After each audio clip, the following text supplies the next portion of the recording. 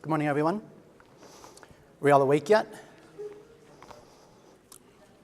So my name is Ava, and I'm going to tell you a little story at first about how I got started with machine learning, and it'll sort of incorporate why open source is important. This talk's also interactive, especially since it's early in the morning. So at a few points, I'll ask a few questions. Just shout out the answer, don't raise a hand. Now, this talk's also about gaming, so does anyone remember this guy? How about now? So back in the 90s, I've been around for a while, I was modding Unreal looking for jobs, building gaming rigs, which was really cool to have two SLI video cards back then, with like 64 megabytes of RAM. Yeah, and about the same time this meme went viral, I can share this meme because of what's called a fair use license. The equivalent in open source, in software is called an open source license. You're all here at the Open Infra conference, presumably because you know something about open source. So I think of it as sharing source code as like an act of friendship. I think Richard Stallman said that. I think we have an ethical responsibility to share the tools that we use to build our businesses. Just like sharing a screwdriver isn't giving away the blueprints to my house, sharing my infrastructure isn't giving away the secrets of my business. I think we have a responsibility to empower individuals to enable technical self-determination, but also think about the impact of the things you share. So over the years, I played a lot of games, but I kind of stopped at a certain point. Anyone recognize these characters, different video game styles, or play video games themselves? Any gamers in the audience? One? Okay, a quarter of the audience, great. I think it's great to be able to explore our inner worlds through video games, through different medium, through role-playing games. That's not what I'm here to talk about, though. So I stopped gaming really in about 2010, maybe a little before that. I never stopped following the gaming community. In 2014, something called Gamergate happened in that little corner of the world. Most people probably didn't notice it, but it put a spotlight on this thing called doxing. That is to aggressively or hostilely de-anonymize someone from their online presence. It's mostly contained that corner, but that activity that has sort of spread to all the politics now in the US and around the world. Back then, though, it was just people doing this. Now, does anyone recognize this Twitter profile picture? It's from about 2016. Microsoft launched a chatbot called Tay, doing some PR around machine learning and how advanced they were and how cool they were. As well-intentioned, they took it down after about 24 hours because it quickly became hateful.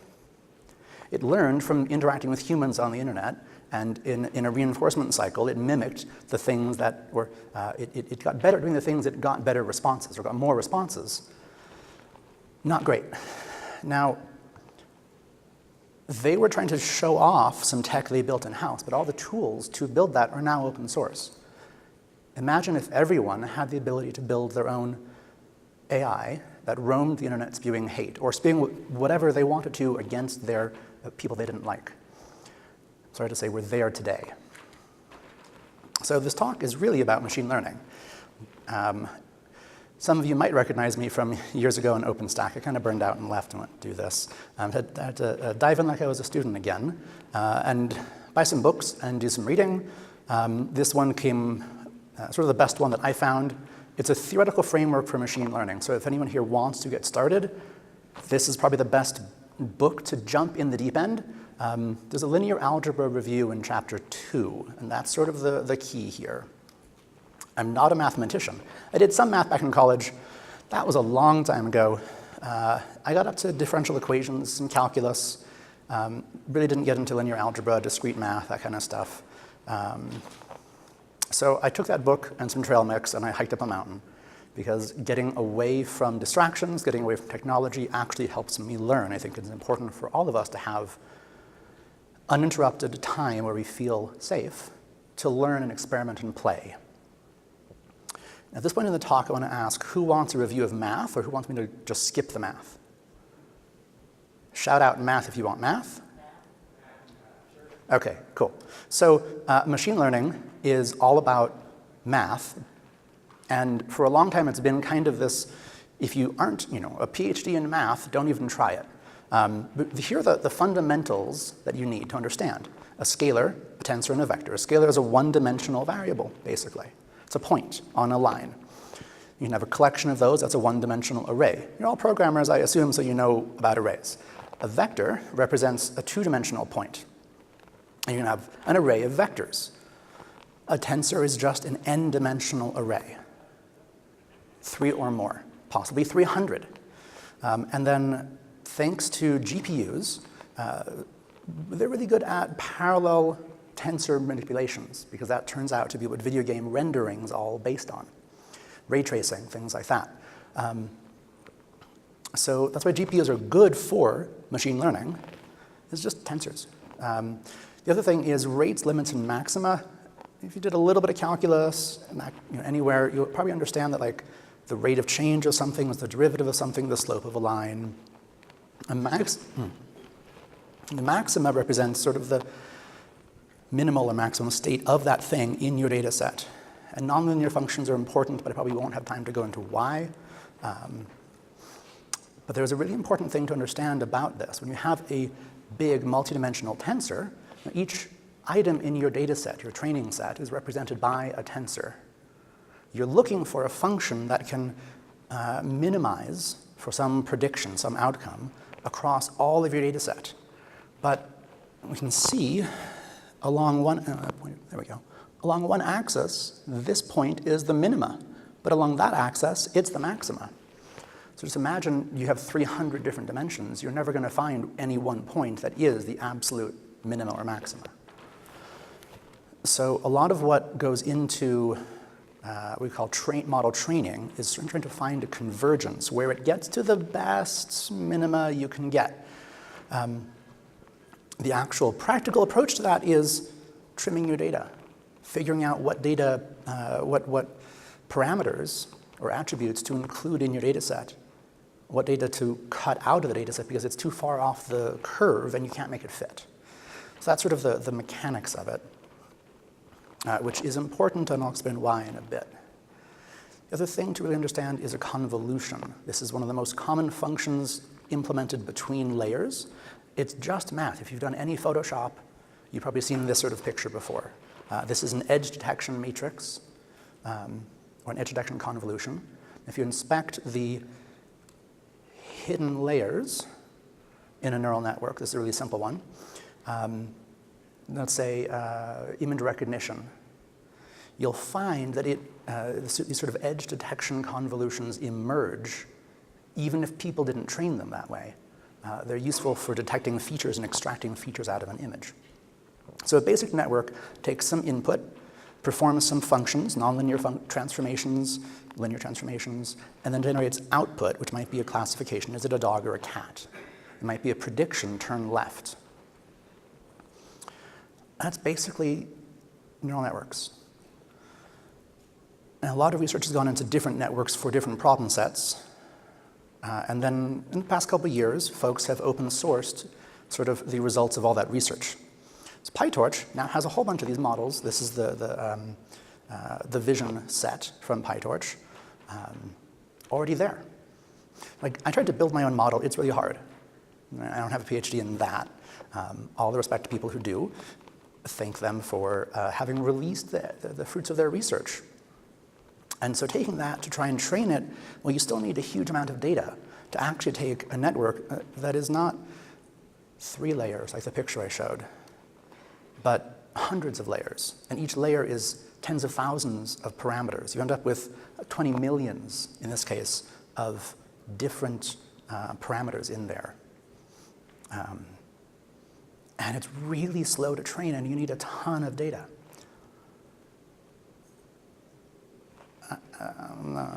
Not gonna, yeah. Turns out they come pre-trained.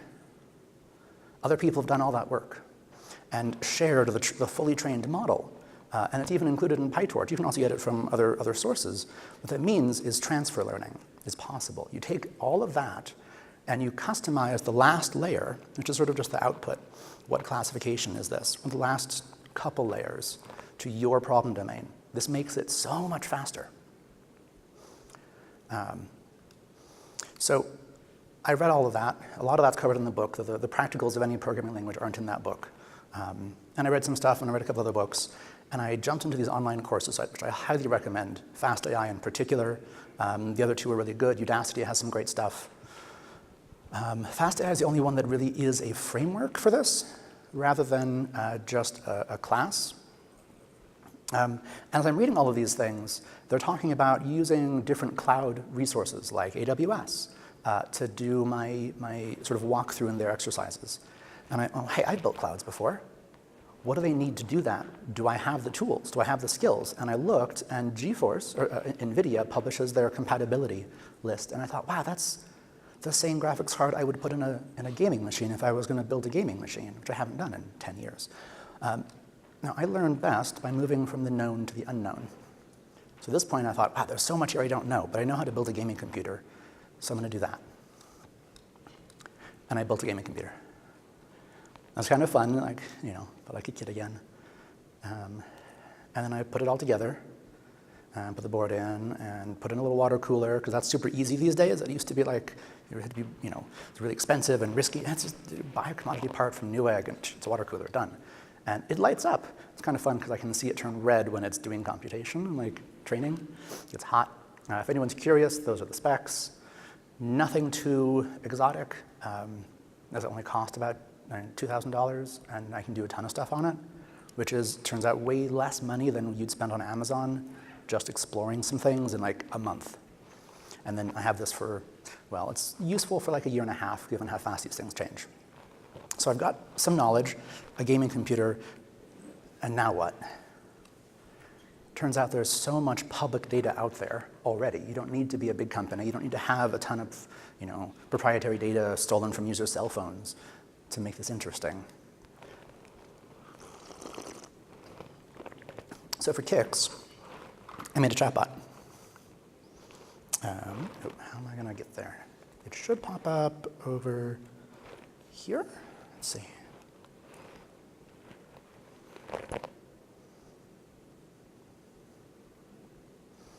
Great. So I downloaded the collected works of Shakespeare, put them in a text file, load it up in Pandas as a data frame. You can kind of see a little bit of some of the random quotes coming out of it. Do a little bit of cleaning, turn it into, this is the fast.ai framework. By the way, have you all seen a Jupyter Notebook before? These things are amazing. Like, I've been a Python developer for, I don't know, 10 years now, and I'd never even heard of these things. Turns out the scientific community's been using them for more than 10 years. They're the best developer environment I've, like, for trying stuff out, they're amazing.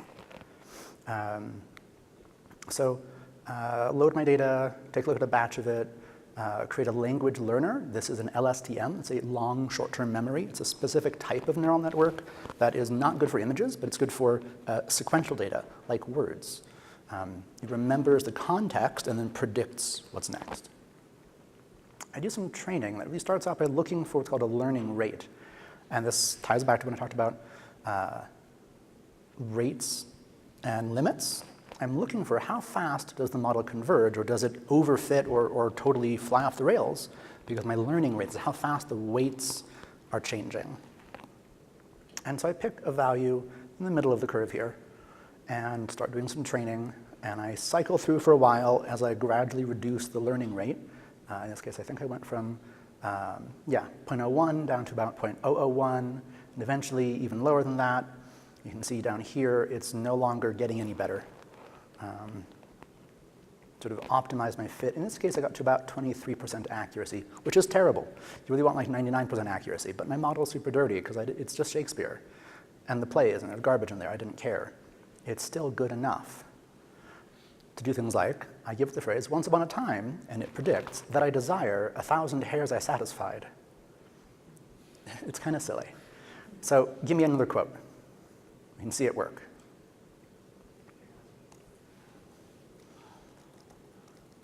To be or not to be, to know you so, and though what's not done, well I have done, I will put all, right? It kind of gets it. It kind of sounds like Shakespeare. If I put more time into this, cleaning up my data, dropping outliers, I could make it write a play. And lots of folks have demoed this online in like creating art. So that's easy. And this is all running at home on that little gaming computer. And it's fast. So I have a second demo to show you that's really the same process. Exactly the same neural network, same Jupyter notebook, same process, same phrase. Once upon a time, the lives of the Egypt of the National Liberation Front. Give me another phrase. That sounds kind of weird. Come on, shout out a phrase, somebody. A long time ago. A long time ago. Oops. Oh, I missed a quote. I would have used to say other words to the forces of colonialism under our Dutch agreement. And America should have had Americans at in turn and without life. Like, what's going on here? Anyone else want to try a different phrase? It was a dark and stormy night. What a period there.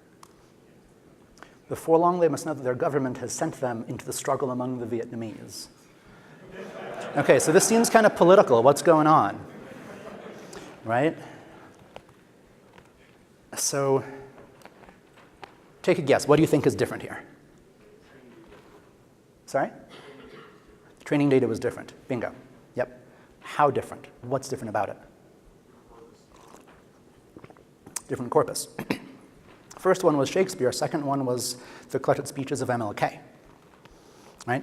So the neural network that I trained is simply repeating what I've given it. It amplifies, because I can deploy this now at scale in a cloud. I can run this everywhere. It amplifies the bias in the training set. If you remember, I said that part of building these is trimming outliers from my data set, collecting just the right data to get predictions that I want to see. At the end of that, I've got a very small neural network. In this case, it's only a few megabytes that can be embedded in your in a chat program in your phone. That's going to do word prediction, amplifying my views. So with that in mind, I set about looking for real data sets in the world. What's out there that's big that I can do some stuff with? Now, Kaggle is a competition. It has a lot of funding from different sources to improve the state of the art of machine learning. And they have huge data sets with non-commercial license agreements to download them. Google actually has collected very large public data sets. Some are exposed through BigQuery, some you can just download. And we're talking, I don't know, tens of petabytes, maybe many more than that, I don't know. Many different groups also just share their data directly from the government. So like the MTBS, what's that called? MTBS is monitoring trends in burn severity. So this gave rise to the idea, which gave rise to this talk, to try and predict where wildfires happen.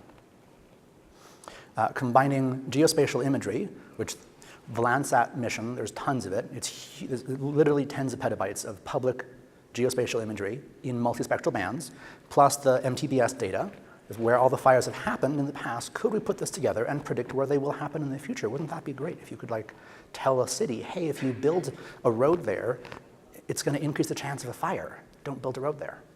And so we tried, and this gave me a chance to take my knowledge from building scalable things. And I want to show my approach real quick, and then I might show you. My clock didn't start here for some reason, so anyone have the, let's see, when do I end? 12 minutes, great, thank you. So my approach is start with a kitchen sink. Put everything that you think you and your developers might need into a Docker image. nvidia-docker is great because you can do all the model training you need to from in that container. And then you have it, I have it at home. I gave it to developers. They were working on AWS. We all shared the exact same build environment. AWS has a thing called SageMaker. That's basically a Jupyter notebook that they built and they own. That proved to be a real hassle because its libraries are different than our libraries and all the stuff. As you're writing it, think about the difference between local and cloud.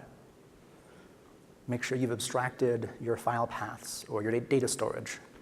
So I can do all the training at home, tinker with it, and like, oh, now this is pretty good. I need to like really deploy this at scale and just change a few variables and kick off 100 batch processes in parallel on a cloud to handle the petabytes of data that won't fit on my computer at home. Also think about batch processing size, because your GPU, how much memory it has, determines your batch size. Really easy to run out of GPU memory and then it doesn't work. Some folks, I'm not going to go into it at all, have done a lot of work on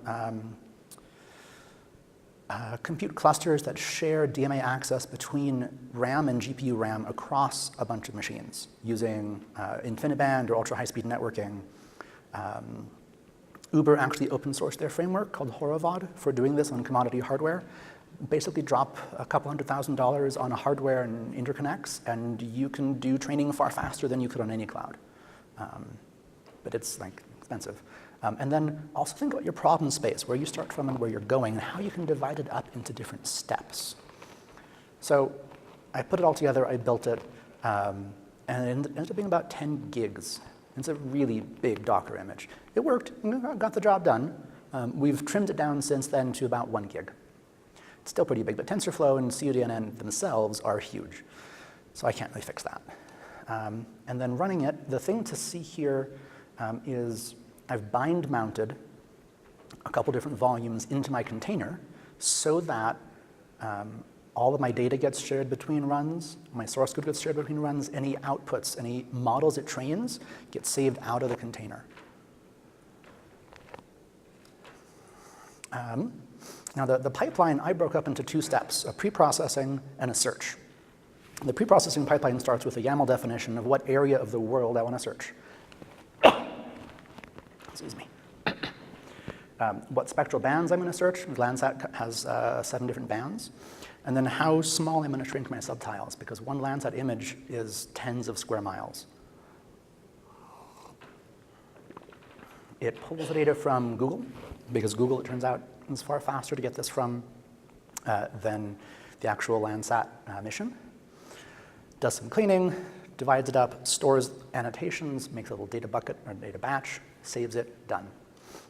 Search pipeline takes one of those batch IDs as input, pulls it down, does a bunch of training on it, performs validation on the output, does some rendering so we can kind of visualize how good was that, and then saves it. And one of the key things here is the model ID, because we didn't know what model was going to work. Is it going to be a ResNet 50? Is it going to be an LSTM style? Is it going to be something that we have to build ourselves? In the end, we spent thousands of dollars beyond what I built at home. We spent thousands of dollars executing this in parallel on AWS, searching a space of different models. It never worked. And what we came to realize is, as a couple folks with a little bit of free time in a startup competition, we needed a really strong data scientist, probably with at least 1 PhD, I don't know, someone way smarter in the specifics of what makes a model good for a use case. And so what I'm conveying here is that sort of limit of what you can do with a little bit of programming knowledge and some hardware at home is anything that's already been solved. Trying to solve a brand new problem is hard. To reiterate, you get what you measure. We were trying to measure geospatial data. We got lots of that back out. We couldn't actually figure out how to distill the qualities that correlate with there will be a fire at some point in the future. There's some math there that we couldn't figure out. It turns out, from all the research we did with chatting with researchers, no one else has either. So it's an unsolved problem. But if you put in bias, you get out bias. Now think about folks like Google and others that have done SaaS offerings for sentiment analysis. You can tie it into your commercial products that just outsource that to Google or to somebody else. But you don't know what training set they used. And you don't know when they change that training set. You don't know what bias it's going to have, how that will affect your users. So as an industry, machine learning, and all of us that are building infrastructure to power that, I think we are really stuck right now between needing to build businesses. This is an incredibly powerful tool, both for businesses and individuals, and yet the ethical implications are just beginning to be grappled with. I don't have an answer yet, but I want you all to think about treating personal data, that is what you put in to train that model, as though it's private property. That I as an individual, you as individuals should own your data, and a model should be trained on that data so that your likes on Netflix still are taken into account in its recommendation for you, but Netflix isn't recommending to you based on what it thinks you want because it wants to direct you to something else, right? That's how it works today. All the recommendation engines are incorporating other people's biases, not just your likes. Your likes are the last layer of training. I would love to see models able to be trained and stored on private property, like my phone or my computer, and then deployed, follow me around the world, my data, my model, my preferences, my private property. Those of us working in open source and on infrastructure, power, and clouds, please help me build that. Thank you.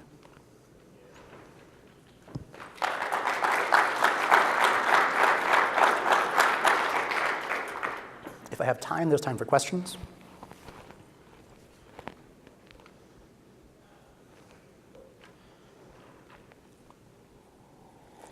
There's been a lot of talk recently about bias in a lot of the predictive policing that is being deployed.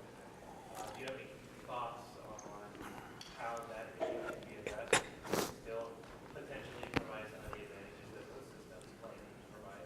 So the question was, with regards to the predictive policing that's going on in a few places and getting sold more and more to police departments, what do I think could be done? I think the half of the problem is the bias inherent in the training data. And half the problem is its reinforcement learning. So if you say, well, there was more crime in this neighborhood, so we think there will be more crime there next year, let's send more police there. Sure enough, the police find more crime because that's where they're looking, which in turn reinforces that there will be more crime there next year. It doesn't get better, it gets worse. I don't have an answer. Another part of the problem is that the white-collar crime that you find in the higher class neighborhoods or wherever generally don't go through the same channels Yep. as Absolutely. The comment was that white-collar crime often doesn't even go through the same channels, it doesn't get recorded, so it won't get incorporated into the models. Yep. Yeah, and that's a systemic issue in our society. A model, machine learning isn't going to fix that, it's just going to amplify it. Is there any discussion in any community regarding trying to devise some models or trying to identify bias? The question was, is there a conversation or work being done to identify or remove bias from the models? Yeah. There's a lot of conversation in some spaces, and it tends not to make it, at least I haven't seen it make it up to the level of product management or executive decisions. It's much more the folks on the ground building the model or being impacted by it. As far as removing it, the closest to that I want to point at is researchers at University of Washington right now who are publishing and being very vocal that technologies like facial recognition, it's literally impossible for it not to be biased. That technology should be treated as though it's a nuclear weapon. Like, it is unable to be used without harming people. Therefore, it should not be used except in dire need. Question in the back. Thank you very much for the talk. And you mentioned that you came from the gaming and came from gaming to AI. And actually, it looks like AI is actually stepping into gaming. Absolutely. So I'm just curious, are you gonna go back? So I was a gamer, not that I worked really in the game industry. But things like the Unity engine, I think, have already incorporated machine learning. It's fascinating. There are demos on their website you can go watch of them building a sort of physical model of a dog. They don't teach it anything. It's a physics engine, and they connect some sticks to a bigger stick and a head, kind of like a stick figure of a dog. And then they give it an incentive. That is, there's a stick over there. it gets a reward point if it touches the stick, and it gets 2 reward points if it brings the stick back to the human. And then they just let it go by the millions in simulation to train. And you can watch the stick dog learn to walk, and then learn to walk towards the stick, and then learn to run and carry the stick back to the person. But no programmer actually programmed the algorithm. There was no video capture.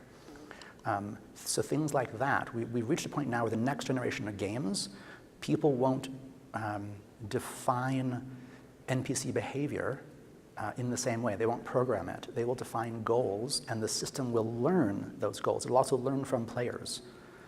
It'll mimic your own behavior so that in like a Street Fighter style game, your opponent will always be better than you if you want it to be, because it will always learn from your fights. We're there. I think I'm out of time. So thank you all very much. I'll be around all week.